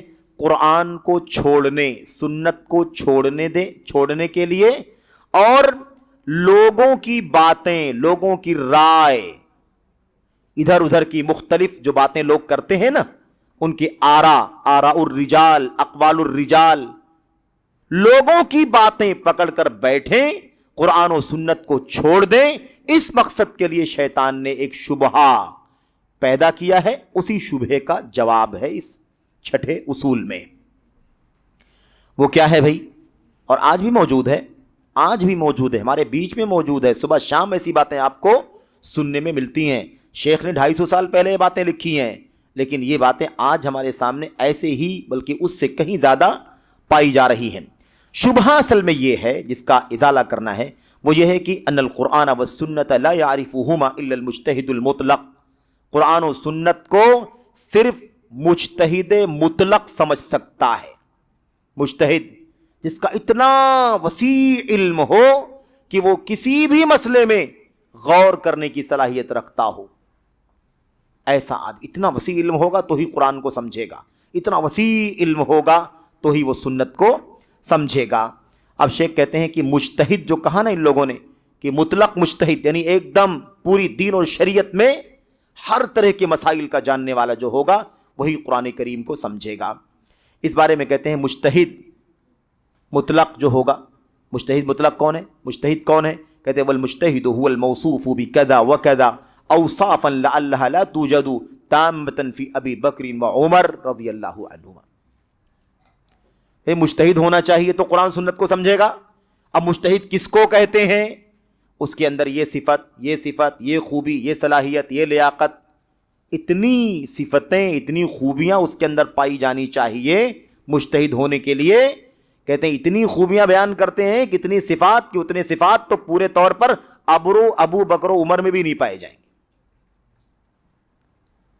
इस तरह की शर्तें लगा करके कहते हैं कि वही कुरान करीम और सुन्नत को पढ़ेगा, समझेगा, वरना हम बाकी लोग कुरान और सुन्नत को नहीं पढ़ेंगे। कुरान सुन्नत को पढ़ेंगे, गुमराह हो जाएंगे, भटक जाएंगे, हमारे समझने की चीज़ नहीं है, वो तो मुज्तहिद मुतलक के लिए। अच्छा, तो एक बात तो हो गई मुज्तहिद मुतलक, और दूसरी चीज़ ये है, ऐसी सिफत मुज्तहिद की बताते हैं, लगाते हैं कि वो सिफतें आम उम्मती को तो छोड़ दें, अबू बकर रज़ी अल्लाह ताला अन्हु, उमर बिन खत्ताब के यहाँ भी वो सिफतें नहीं पाई जाएंगी। तो भाई अबू बकर उमर कैसे कुरान करीम को समझते रहे होंगे, सुन्नत को समझते रहे होंगे? इस तरह की शर्तें इन लोगों ने लगा करके उम्मत को गुमराह करने की कोशिश की है, और ये शैतानी लईन का शुबहा है महज। इसके पीछे मकसद क्या है? अवाम को कुरान और सुन्नत से दूर, कुरान के करीब ना जाएं, सुन्नत के करीब ना जाएं। फिर क्या करें? इनकी बात, उनकी बात, ये इमाम, वो पीर, वो फकीर, वो बुजुर्ग, वो फलां, इनकी बातों को सुने, बस कुरान सुन्नत के करीब नहीं जाना उन्हें। आज भी बहुत सारे लोग कहते हैं ना, अरे भाई कुरान और सुन्नत हमारा काम नहीं है, अरे ये बहुत बड़े बड़े उलमा का, इमामों का काम है, हम पढ़ेंगे तो गुमराह हो जाएंगे। तो कुरान करीम अल्लाह तबारक व तआला ने हिदायत के लिए उतारा है कि गुमराही के लिए उतारा है? हिदायत के लिए अल्लाह ने उतारा। किन लोगों की हिदायत के लिए? बड़े बड़े आलिमों की हिदायत के लिए, मुज्तहिदों के लिए नहीं। हुदल लिल मुत्तकीन, हुदल लिन्नास, इंसानियत की हिदायत के लिए कुरान करीम उतरा है। तो कुरान करीम और सुन्नत से दूरी का ये मेरे भाइयों शुबहा शैतानी लईन ने पैदा किया है। अब आगे देखिए इस मसले को किस तरह से लोग बयान करते हैं। कहते फ़इल्लम यकुनिल इंसानु कज़ालिक, अगर इंसान ऐसा ना हो, यानी इस मयार का ना हो। किस मयार का? मुज्तहिद मुतलक ना हो, मुज्तहिद मुतलक ना हो। कहते हैं फल युरिज़ अन्हुमा फ़र्दन हत्मन ला शक्क वला इश्काल फ़ी। कहते हैं ऐसी सूरत में अगर उसके यहाँ ये सिफत नहीं है कि मुज्तहिद है بہت پوری دین اور شریعت کا علم ہے اسے، اگر ایسا آدمی نہیں ہے وہ تو اسے چاہیے کہ وہ اعراض کرے، دور رہے بھائی، قرآن و سنت سے دور رہے۔ اور کیسے دور رہے؟ ایسا نہیں کہ مطلب نرمی سے کہ بھائی بچوں تو بہتر ہے، نہیں نہیں، ایک دم قرآن سے دور، کوئی تعلق آپ کا قرآن سے نہیں ہونا چاہیے، آپ کا کوئی تعلق سنت سے نہیں ہونا چاہیے، حتمن فرضاً حتمن، کیا کہا؟ ایک دم فرض ہے، پکا آپ کو قرآن کریم سے اور سنت سے کوئی تعلق نہیں رکھنا ہے۔ کہتے ہیں لا شک ولا اشکال فی، اس میں کوئی شک نہیں، اس میں کوئی دشواری نہیں، آپ کو قرآن و سنت سے ایک دم دور رہنا ہے۔ اچھوت، قرآن کے قریب آپ نہیں جا سکتے، اس لیے کہ آپ مجتہد مطلق نہیں ہیں۔ یہ ہے شیطانی شبہہ اور وسوسہ۔ اور آگے دیکھیے انجام کیا ہوگا؟ اگر کسی نے سوچا کہ نہیں چلو دیکھتے ہیں بھائی قرآن میں کیا ہے، چلو دیکھتے ہیں سنت میں کیا ہے، سمجھ میں آئے گا تو ٹھیک، نہیں سمجھ میں آئے گا تو چھوڑ دیں گے۔ کہتے ومن طلب الہدی منہما، اب جو ان دونوں سے یعنی قرآن و سنت سے ہدایت تلاش کرے گا فہو اما زندیق و اما مجنون، یا تو وہ زندیق اور کافر ہوگا استغفر اللہ، اور یا تو مجنون اور پاگل ہوگا۔ کیوں ایسا؟ کہتے لِأَجْلِ صُعُوبَةِ فَهْمِهَا، اس لیے کہ قرآن و سنت کو سمجھنا بے انتہا مشکل ہے، تو اب بے انتہا مشکل ہے، اس کے لیے ممکن نہیں ہے سمجھنا، تو وہ اس کو پڑھنے جائے گا تو کافر ہو جائے گا اور یا تو پاگل ہو جائے گا۔ اس لیے قرآن و سنت سے خبردار، قرآن سنت کے قریب نہیں آنا، یہ حالت ہے۔ نبی نے کیا فرمایا؟ نبی نے فرمایا ترکت فیکم امرین لن تضلوا ما ان تمسکتم بہما کتاب اللہ و سنتی، ہے کہ نہیں؟ اللہ کی قسم میں تمہارے درمیان دو چیزیں چھوڑ کر کے جا رہا ہوں، جب تک تم ان دونوں کو مضبوطی سے پکڑے رہو گے، اسے پڑھو گے، سیکھو گے، عمل کرو گے، اسے زندگی میں نافذ کرو گے، برتو گے، لن تضلوا، ہرگز گمراہ نہیں ہوگے۔ میری کتاب، اللہ کی کتاب اور میری سنت، اللہ کی کتاب اور میری سنت، یہ چھوڑ کے جا رہا ہوں۔ یہ دیکھا، یہ ہے ان کا موقف۔ تو شیطان لعین کا یہ شبہ بڑا خطرناک ہے، امت کو گمراہ کرنے کے لیے اور کتاب و سنت سے ایک دم ڈسکنیکٹ کر کے پبلک، علماء، پیر، فقیر، مرید، ہے نا، اور کیا کہتے ہیں جو قائدین ہوتے ہیں، مضلین جس کو کہا جاتا ہے، مس گائیڈ کرنے والے، ایسے لوگوں کے پیچھے چلو، ان کو اپنا اغوا، ان کو اپنا پیشوا، ان کو اپنا مرشد، ان کو اپنا پیر بنا کر کے بس جو کہہ دے ویسے ہی چلتے رہو، بس قرآن و سنت ان کا کام، تمہارا کام نہیں ہے، یہ تو مجتہد مطلق کا کام ہے۔ کہتے فسبحان اللہ و بحمدہ، اللہ کی ذات پاک ہے، اس کی حمد ہے، کم بین اللہ سبحانہ شرعا و قدرا خلقا و امرا فی رد هذه الشبهة الملعونہ من وجوہ شتى بلغت الى حد الضروریات العامہ۔ کہتے ہیں بھلا بتاؤ اللہ تبارک و تعالیٰ نے اس شیطانی شبہے اور وسوسے کی تردید کرنے کے لیے کتنی دلیلیں قرآن کریم کے اندر بیان فرمائی ہیں؟ کوئی ایک دو دلیل ہے؟ کوئی ایک دو دلیل ہے؟ بے شمار دلیلوں سے اللہ تبارک و تعالیٰ نے اس ملعون شبہے کی تردید فرمائی ہے اور کئی طرح سے مختلف انداز سے اس شبہے کا جواب دیا ہے۔ اتنی دلیلیں ہیں کہ از ضروریات العامہ کے درجے تک پہنچ جاتی ہیں، یعنی ایسا ثابت ہو جاتا ہے اس شبہے کا باطل ہونا، غلط ہونا، کہ جیسے بدیہی چیزیں ہوتی ہیں۔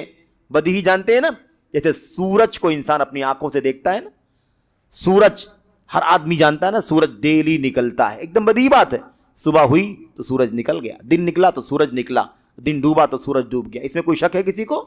اس کو کہتے ہیں بالبدیہ، یعنی جس کو بہت زیادہ کوئی عقل اور سوجھ بوجھ لگانے کی ضرورت نہ ہو، ہر آدمی جانتا ہو۔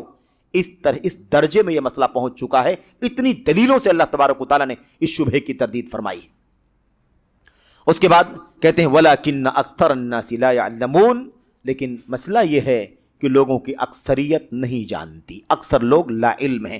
یہ سرسری ترجمہ ہے ان باتوں کا۔ اس کے بعد سورہ یاسین کی 5-6 آیتیں یہاں پر ذکر کی گئی ہیں۔ لَقَدْ حَقَّ الْقَوْلُ عَلَىٰ أَكْثَرِهِمْ فَهُمْ لَا يُؤْمِنُونَ إِنَّا جَعَلْنَا فِي أَعْنَاقِهِمْ أَغْلَالًا فَهِيَ إِلَى الْأَذْقَانِ فَهُمْ مُقْمَحُونَ وَجَعَلْنَا مِن بَيْنِ أَيْدِيهِمْ سَدًّا، اس کا ذکر، اس تمام آیتوں کا ذکر یہاں پر مصنف رحمۃ اللہ علیہ نے اسی لیے کیا ہے تاکہ اس مسئلے کو سمجھائیں کہ حق جو ہے واضح ہو چکا ہے لیکن اکثر لوگ اس پر ایمان نہیں لاتے ہیں، اور بقیہ ساری باتیں۔ اس کے بعد اللہ تبارک و تعالیٰ کی حمد و ثنا اور ایسے ہی نبی کریم صلی اللہ علیہ وسلم پر درود پڑھ کے اپنی گفتگو کو ختم کرتے ہیں۔ یہ تو ہو گیا متن، اس کی شرح مختصر طور پر آپ کے سامنے پیش کی جائے جو شیخ عبدالرزاق بن عبد المحسن البدر حافظہ اللہ نے یہاں پر پیش کیا ہے۔ اب یہاں پر آپ دیکھیں، سب سے پہلی بات یہ دیکھیے کہ قرآن کریم کو پڑھنا، قرآن کریم پر غور کرنا صرف اور صرف کس کا کام ہے؟ مجتہد کا کام ہے۔ کیا کہتے ہیں؟ یہ اصل میں مسئلہ کیا ہے؟ یہ جو بات آئی ہے نا اس شبہ کے اندر، اس کے پیچھے دو بہت بنیادی باتیں کہی جاتی ہیں۔ پہلی بات، اور دونوں کا ذکر ہے اس کے اندر، ایک تو یہ کہ قرآن و سنت کو سمجھنے والا مجتہد ہی ہوگا، جو مجتہد نہیں ہے وہ قرآن و سنت نہیں سمجھ سکتا۔ دوسری بات، مجتہد ہونے کے لیے بہت ساری شرطیں ضروری ہیں، بہت ساری شرطیں مجتہد ہونے کے لیے ضروری ہیں۔ جب تک وہ شرطیں، جب تک وہ صفتیں نہیں پائی جائیں گی تب تک کوئی آدمی مجتہد نہیں ہو سکتا۔ ان دو بنیادوں سے امت کو قرآن و سنت سے دور کرنے کا بہت بڑا شبہہ پیش کیا گیا ہے۔ بعض لوگ تو یہاں تک کہتے ہیں میرے بھائی، کہتے ہیں آج ہمارے اس دور میں مجتہد پائے ہی نہیں جاتے، اس دور میں مجتہد پائے ہی نہیں جاتے۔ اس کا مطلب کیا نکلا؟ اب پوری دنیا بس کیا کرے؟ لوگوں کے پیچھے چلے۔ میں مجتہد ہے ہی نہیں تو قرآن کو سمجھنے والا کوئی ہے ہی نہیں، تو کون قرآن کو سمجھے گا؟ بس جس راستے پر چل رہے ہو باپ دادا کے طور طریقے پر، اسی پر چلتے رہو، یہ بات ہے۔ بہرحال میرے بھائیوں، اللہ تبارک و تعالیٰ نے قرآن کریم کے اندر ارشاد فرمایا افلا یتدبرون القرآن ام علی قلوب اقفالها، کیا یہ لوگ قرآن کریم پر غور نہیں کرتے، تدبر نہیں کرتے؟ ام علی قلوب اقفالها، یا ان کے دلوں پر تالے لگے ہوئے ہیں۔ تدبر کسے کہتے ہیں؟ تدبر اصل میں دبر سے بنا ہوا ہے، اور دبر کسی چیز کے آخری سرے کو کہتے ہیں، آخری حصے کو۔ تدبر کا معنی ہوتا ہے قرآن کریم میں اللہ کا پیغام کیا ہے اس کو آخری در آخری تک پہنچ کر کے سمجھو، آخری کنارے تک پہنچ کر کے سمجھو، یہ ہے تدبر، یعنی دبر تک پہنچنا، آخری حد تک پہنچنا کہ اللہ تعالیٰ اس کلام میں کیا پیغام دے رہا ہے۔ اب اللہ تبارک و تعالیٰ تدبر کا حکم دے رہا ہے کہ نہیں؟ ڈانٹ رہا ہے، کیا قرآن کریم پر غور نہیں کرتے، تدبر نہیں کرتے، یا ان کے دل پر تالے لگے ہوئے ہیں اور یہ کہتے ہیں کہ قرآن کریم اور سنت آپ کی سمجھ میں آنے والا نہیں ہے، یہ عوام کا کام نہیں ہے۔ اب اس شبہے سے، اس شبہے کا خاتمہ ہو گیا کہ نہیں ہو گیا؟ اس ایک آیت کریمہ سے اللہ تعالیٰ نے اتنی ساری دلیلیں دی ہیں جس سے اس شبہے کا خاتمہ ہوتا ہے۔ ایک چھوٹی سی دلیل اسی کے ذریعے سے آپ دیکھیں کہ ان کے شبہے کا خاتمہ ہو جاتا ہے۔ بھلا یہ جو نظریہ بنا رکھا ہے کہ قرآن کریم کو محض ظاہری تلاوت، تبرک کے لیے، آج بہت سارے ایسے لوگ ہیں جو قرآن کریم کا ترجمہ کبھی نہیں اٹھاتے، قرآن کریم کا درس عام طور پر مسجدوں میں نہیں ہوتا، قرآن کریم کا ترجمہ اور اس کی تفسیر پڑھنے کا معاملہ میرے بھائیوں، ایک طبقہ تو وہ ہمارے بھائیوں کا ہے تبلیغی جماعت میں جو بہت زیادہ کوشش اور محنت کرتے ہیں، ان کی مشکل یہ ہے کہ وہ قرآن کریم کا ترجمہ اور اس کا معنی سمجھنے کی کبھی کوشش نہیں کرتے۔ ان کے یہاں شجرہ ممنوع ہے، وہ کام مجتہدین کا ہے، علماء کا ہے، اماموں کا ہے۔ ہمارا کام یہ ہے کہ ہمیں جو کتاب بطور نصاب دے دیا گیا ہے، دے دی گئی ہے کتاب، ہم صبح شام اس کی تلاوت کرتے رہیں۔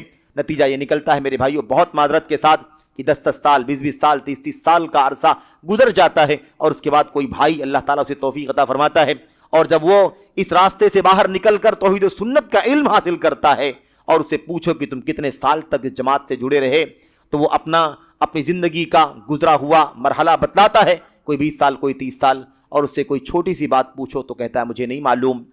عمر کے 30 سال، 40 سال ضائع ہو جاتے ہیں اور وہ دین کی کوئی بھی بات نہیں جان پاتا۔ اس کے برخلاف ایک طبقہ ہمارے بیچ میں ان لوگوں کا بھی ہے جو سب سے زیادہ قرآن فہمی کی بات کرتا ہے، سب سے زیادہ قرآن فہمی کی بات کرتا ہے، قرآن سمجھنے کی، قرآن کا درس دینے کی بات کرتا ہے، اور قرآن فہمی ہی کی بات کرتا ہے کیونکہ ان کو فہم سے ہی جوڑا گیا ہے۔ ان کو قرآن کریم کی وہ تفسیر جو اللہ کے نبی علیہ الصلوۃ والسلام سے آئی، صحابہ کرام سے آئی، تابعین سے آئی، اس کا شد بدھ یا اس سے وابستگی ان کی نہیں ہے۔ تفہیم لکھی تو پھر فہمی ہی وہ جانتے. عجیب و غریب بات ہے. حیرت تو اس بات پر ہے کہ اسی لیے ہر جگہ اس ناقص اور کچی فہم کا استعمال کر کے قرآن کی تفہیم کرنے کا کام کیا گیا. قرآن کریم کی آیتوں کا معنی قرآن کریم کی آیتوں سے، قرآن کریم کی آیتوں کا معنی اللہ کے نبی کی سنتوں سے، قرآن کریم کی آیتوں کا معنی نبی کریم صلی اللہ علیہ وسلم کے صحابہ کے اقوال اور فرمودات سے، اور ایسے ہی ان کے بعد کے ائمہ تفسیر جو تابعین ہیں ان کے اقوال و فرمودات سے. یہ اگر راستہ پکڑا گیا ہوتا تو اللہ کے کلام کا اصل مقصود سچا جو اللہ تعالیٰ کا پیغام ہے وہ ہمارے سامنے، امت کے سامنے آ گیا ہوتا. لیکن نہیں، فہم کی حد تک، کیونکہ ان سے اونچی فہم کسی کے پاس نہیں ہے. اپنی فہم کا استعمال کر کے انہوں نے قرآن کریم کے معنی نکال دیے، نتیجہ نکال دیا. جس کو چاہا حق سمجھایا، جس کو چاہا باطل سمجھایا، جس چیز کو چاہا رد کر دیا، جس چیز کو چاہا تسلیم کر لیا، محض اپنی فہم مجرد کی بنیاد پر. اس لیے گمراہی بہت زیادہ پھیل گئی. اور یہ موقع تو نہیں ہے، لیکن آپ جانتے ہیں کہ مولانا مودودی صاحب نے اپنی کتاب تفہیم القرآن کے اندر بے شمار اللہ کے اسماء اور صفات کی تعویل کی ہے. بلکہ یوں سمجھیں کہ پوری تفسیر میں جتنے اسماء و صفات کا تذکرہ آیا ہے سب کی تعویل کر دیا. یعنی اس کا وہ معنی نہیں بتلایا جو اللہ کے کلام میں اللہ کی اس صفت کا معنی ہوتا ہے، قرآن میں، نبی کی سنت میں، صحابہ کے ہیں، بلکہ اپنی طرف سے معنی بتلایا، اپنی طرف سے، اپنی عقل سے. اور باقاعدہ کہتے ہیں اس کا معنی تو اس کے سوا کچھ نہیں ہو سکتا. یعنی آپ کی عقل، آپ کی فہم، آپ کی سوجھ بوجھ، بس اس کے سوا قرآن کریم کا معنی کچھ بھی نہیں ہے. یہ طریقہ چل پڑا. تو ایک طرف آپ دیکھیے وہ طبقہ ہے جو کہتا ہے کہ نہیں، قرآن کریم سمجھنا ہمارا کام نہیں ہے، وہ علماء کا، مجتہدین کا کام ہے، اس لیے ان کو جو کتاب دے دی گئی وہ ہمارے بھائی پڑھتے ہیں اور عمر بھر پڑھتے رہتے ہیں، اللہ تعالیٰ انہیں سمجھ عطا فرمائے. اور یہ ہمارے جو بھائی ہیں جو تفہیم قرآن کے چکر میں صبح شام عقل پرستی، عقلانیت کی بنیاد پر قرآن کریم کے معنی نکالتے ہیں اور جیسے تیسے قرآن کریم کے پیغام کا جنازہ نکال دیتے ہیں. اللہ کے اسماء و صفات کی تعویل ہے، اللہ کے نبی علیہ السلام کی بہت ساری حدیثوں پر بھی ہے نا اپنی عقل کا گھوڑا دوڑا کر رد کر دیا گیا ہے. اللہ تبارک و تعالیٰ نے انبیاء علیہ السلام کے بہت سارے معجزات بیان فرمائے ہیں، ان معجزات کو بھی رد کر دیا گیا ہے. ایسے بہت سارے مسائل ہیں. اسی عقل کی بنیاد پر اور دنیا دارانہ اور سیاسی سوچ کی بنیاد پر حضرات صحابہ کرام کی شانوں میں گستاخیاں بھی کی گئی ہیں، ان کے خلاف بھی بدزبانیاں کی گئی ہیں، اور ہر طرح کے الزامات سے ان کی شخصیتوں کو مجروح کرنے کا کام کیا گیا ہے. تو یہ قرآن کریم میں صحیح معنی میں تدبر، جب تک ہم اللہ کے کلام کو کلام الہی سے، سنت سے، صحابہ کے اقوال سے نہیں سمجھنا چاہیں گے تب تک اللہ کے کلام پر تدبر نہیں ہو سکتا. اپنی منمانی ہم کچھ بھی نکال سکتے ہیں معنی، لیکن اصل پیغام کو اللہ تعالیٰ کے ہم نہیں سمجھ سکتے. یہ دیکھیے شیخ کہہ رہے ہیں کہ حالت یہاں تک پہنچ چکی ہے کہ لوگ قرآن کریم کو بس برکت کے لیے، اس کی ظاہری الفاظ کو پڑھنے کے لیے راضی ہو جاتے ہیں، لیکن کسی نے اگر کہا کہ بھائی اس کا ترجمہ کم سے کم پڑھ لو، اللہ تعالیٰ کا پیغام کیا ہے سمجھ میں آ جائے گا، تو لوگ باقاعدہ اس سے منع کرتے ہیں اور کہتے ہیں کہ ہم کو سمجھنے کی کوشش نہیں کرنا ہے، بس ہمیں صرف اور صرف الفاظ کی مجرد تلاوت کرنی ہے، لفظی تلاوت، اس کے معنی کو نہیں سمجھنا ہے. بلکہ یہاں تک شیخ لکھتے ہیں کہ بعض لوگ کہتے ہیں، کسی کو قرآن پڑھتے ہوئے دیکھتے ہیں تو کہتے ہیں انتبہ وانت تقرأ القرآن، بھائی قرآن کریم تم تلاوت کر رہے ہو، خبردار دیکھنا اس کو سمجھنے کی کوشش نہیں کرنا، گمراہ ہو جاؤ گے، سمجھ نہیں پاؤ گے، کیونکہ تمہارے بس کا کام نہیں ہے. لِأَنَّكَ إِن فَهِمْتَ شَيْئًا مِّنَ الْقُرْآنِ، کیونکہ اگر تم نے قرآن کریم کی کوئی بات سمجھ لی، فَإِنَّ دِينَكَ عَلَى خَطَرٍ، تو تمہارا دین خطرے میں چلا جائے گا، تمہارے دین کو خطرہ لاحق ہو جائے گا. اور کیا کہا؟ یخشى علیک الانحراف، اور اندیشہ ہے کہ تم گمراہ نہ ہو جاؤ، منحرف نہ ہو جاؤ. یہ صورتحال ہے قرآن کریم سے نفرت، یہ شیطانی شوشہ، شیطانی شبہ لوگوں کے درمیان عام کیا گیا. لیکن آپ کو شیخ بدر حفظہ اللہ ایک بہت بنیادی بات سمجھا رہے ہیں. اگر ان کے سامنے قرآن کریم کی کوئی آیت اس لیے پیش کی جائے کہ شرک ہے، حرام ہے، شرک ہے، قرآن میں حرام ہے، اس لیے شرک کرنے سے بچو، تو وہ کیا کہتے ہیں؟ کہتے ہیں بھائی اس بارے میں آپ قرآن کی دلیل کیسے پیش کر سکتے ہیں؟ آپ کو تو علم نہیں ہے، آپ کو تو حق نہیں پہنچتا کہ آپ قرآن کی بات کریں. قرآن کریم کی آیت پیش کرنا، دلیل دینا، یہ کس کا کام ہے؟ یہ تو علماء مجتہدین کا کام ہے. آپ یہ کام کیوں کرتے ہیں؟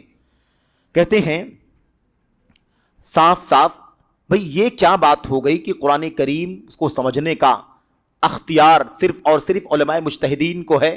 ہم کو، آپ کو اور عوام کو جو قرآن کریم کے عام مضامین ہیں، بھلا اس کو کوئی کیوں نہیں سمجھ سکتا ہے؟ اللہ تعالیٰ نے انسانوں کی ہدایت کے لیے قرآن کریم اتارا ہے کہ نہیں؟ انسانیت کی ہدایت کے لیے اترا ہے وہ قرآن. تو بھلا آخر ہم کیوں نہیں سمجھ سکتے؟ عوام کیوں نہیں سمجھ سکتی؟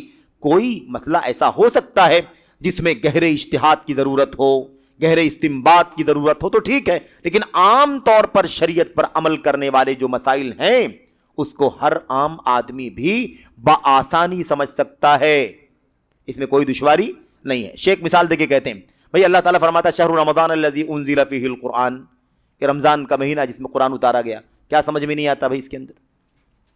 کس کو سمجھ میں نہیں آتا کہ اللہ تعالیٰ فرما رہا ہے کہ رمضان کا مہینہ ہے جس میں اللہ تبارک و تعالیٰ نے قرآن کریم اتارا ہے؟ ہر آدمی سمجھ رہا ہے. ایسے اللہ تعالیٰ فرماتا ہے وَلَا تَقْرَبُوا الزِّنَا، زنا کے قریب نہ جاؤ. کس کو سمجھ میں نہیں آتا ہے؟ یہ بات کس کی سمجھ میں نہیں آتی؟ ایسے اِنَّ الصَّلَاةَ كَانَتْ عَلَى الْمُؤْمِنِينَ كِتَابًا مَوْقُوتًا، نماز مسلمانوں پر وقت کے ساتھ فرض کی گئی ہے. کس کو سمجھ میں نہیں آتا ہے یہ مسئلہ؟ سب کو سمجھ میں آتا. وَأَنْ أَقِيمُوا الصَّلَاةَ، نماز قائم کرو. کس کو سمجھ میں نہیں آتا نماز کے قائم کرنے کا حکم دیا جا رہا ہے؟ ایسے اللہ فرماتا ہے قُلْ لِلْمُؤْمِنِينَ يَغُضُّوا مِنْ أَبْصَارِهِمْ وَيَحْفَظُوا فُرُوجَهُمْ، مومنوں سے کہہ دیجئے، مردوں سے، مومن مردوں سے کہ اپنی نگاہیں پست رکھیں، اپنی شرمگاہوں کی حفاظت کریں. بھلا اس کا معنی کس کی سمجھ میں نہیں آتا؟ مومنہ عورتوں سے اللہ فرماتا ہے کہہ دو کہ اپنی نگاہیں پست رکھیں، شرمگاہوں کی حفاظت کریں. اس کا معنی کس کو سمجھ میں نہیں آتا؟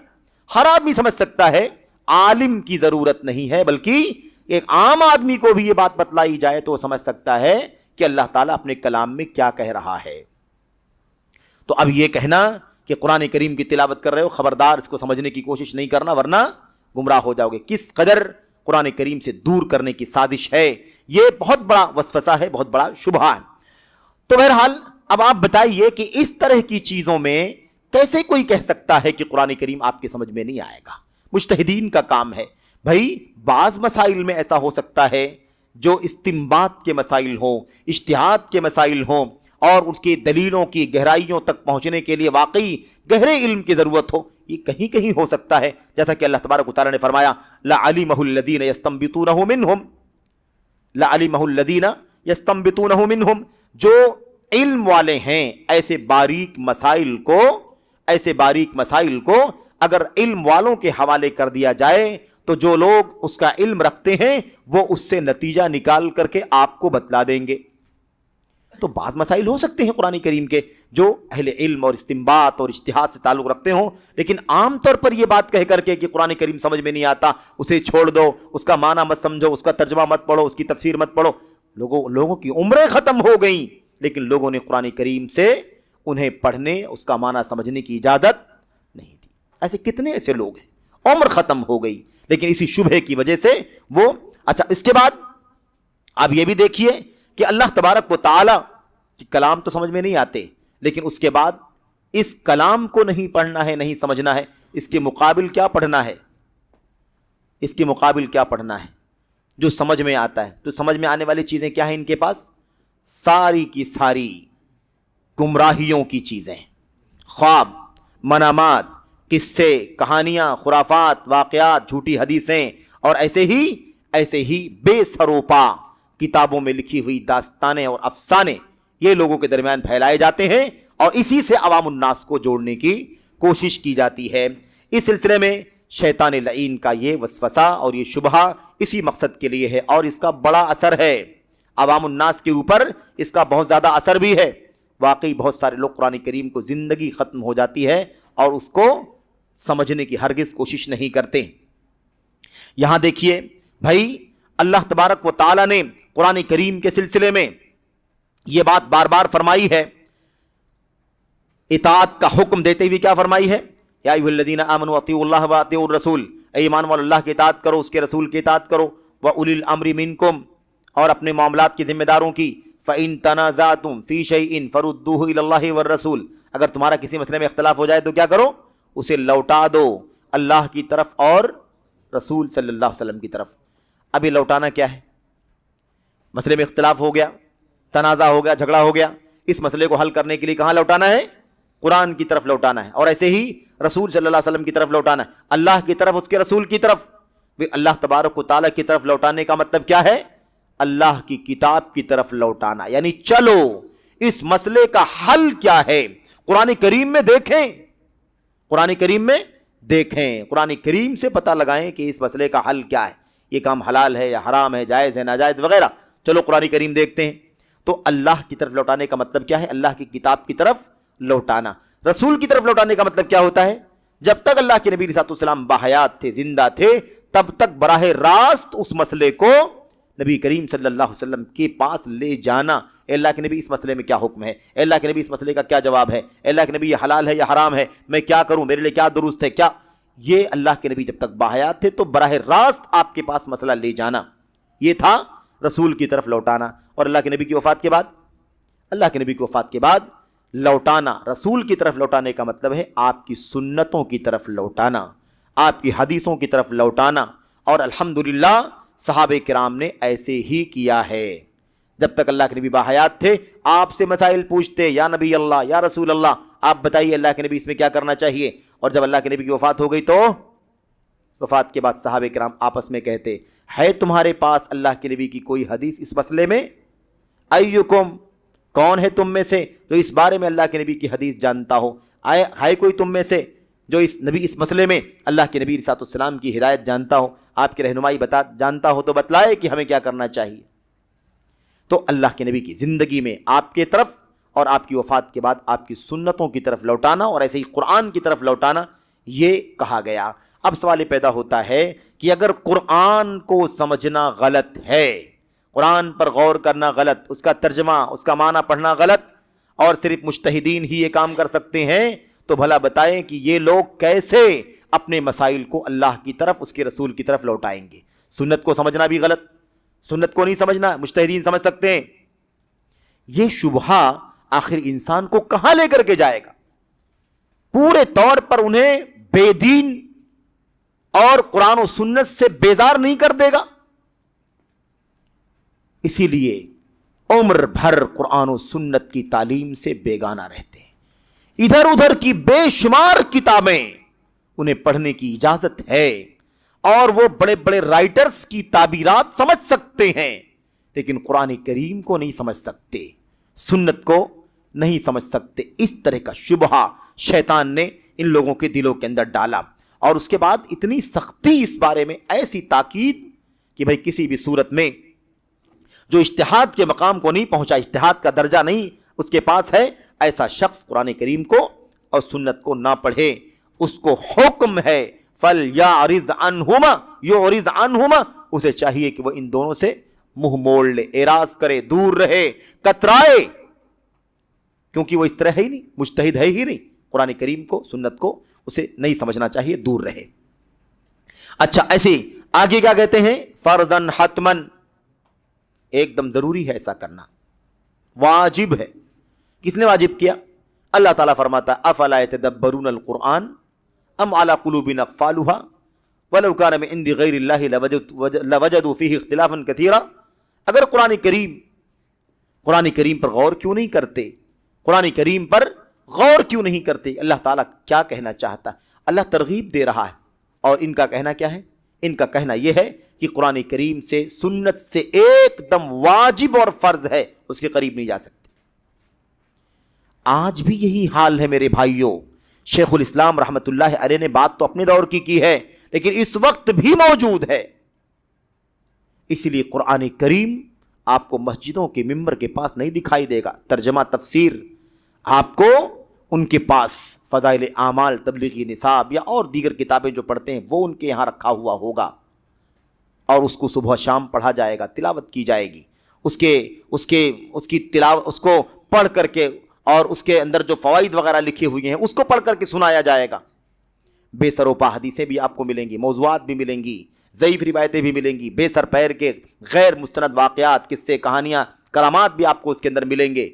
उसे बराबर पढ़ने की सुबह शाम तलक़ीन की जाएगी, और उसे इतनी बार पढ़ा जाएगा, इतनी बार पढ़ा जाएगा, बार बार पढ़ा जाएगा। भाई कितनी बार पढ़ना है? हमने 2 बार, 4 बार, 10 बार अगर पढ़ लिया है تو ہم نے اس کا مضمون تو جان لیا ہے، آگے بھی تو کچھ پڑھنا ہے، اس کے علاوہ کوئی نصاب، کوئی اور کتاب، کسی اور چیز کی طرف رجوع کرنے کی تعلیم بالکل نہیں، ایسی کوئی تعلیم نہیں، آپ کو اس سے آگے نہیں جانا ہے، قرآن سنت کی طرف نہیں جانا، قرآن کا ترجمہ نہیں پڑھتے، قرآن کی تفسیر معانی کی درس نہیں کرتے، ان کے یہاں اس طرح کا اصول ہے۔ اور دوسرے طبقے کے بارے میں ہم نے آپ کو بتلایا کہ ان کے یہاں کیا ہے، ان کے یہاں یہ ہے کہ بھائی قرآن کریم کو بس اپنی عقل سے، اپنی دانشوری سے، اپنی لاجک سے جو سمجھنا ہے بس وہی سمجھنا ہے، قرآن و سنت کو قرآن کو سمجھنے کے لیے جو اصول اور ضابطے ہیں اس سے کوئی بھی وابستگی نہیں ہے۔ لا شک ولا اشکال فیہ، کیا کہتے ہیں، اس میں کوئی شک نہیں ہے کہ قرآن کریم سنت آپ کے لیے نہیں ہے، آپ اس کو چھوڑ دیں، ضروری ہے۔ لا اشکال فیہ، شک نہیں ہے اور کوئی دشواری نہیں ہے، پورے اطمینان کے ساتھ آپ کو قرآن کریم ٹچ نہیں کرنا ہے، یعنی سمجھنے کے اعتبار سے یہ بات اتنی تاکید کے ساتھ کہتے ہیں۔ آپ سوچئے کتنی سنگین بات ہے، کتنی خطرناک بات ہے یہ، کہتے ہیں کہ جو ان دونوں سے قرآن و سنت سے ہدایت حاصل کرنا، علم حاصل کرنا چاہے گا، اس کا انجام بہت برا ہوگا۔ اس کا انجام کیا ہوگا؟ اس کا انجام بہت برا ہوگا۔ وہ کہتے ہیں یا تو زندیق ہوگا اور یا تو مجنون ہوگا۔ زندیق کیوں ہوگا؟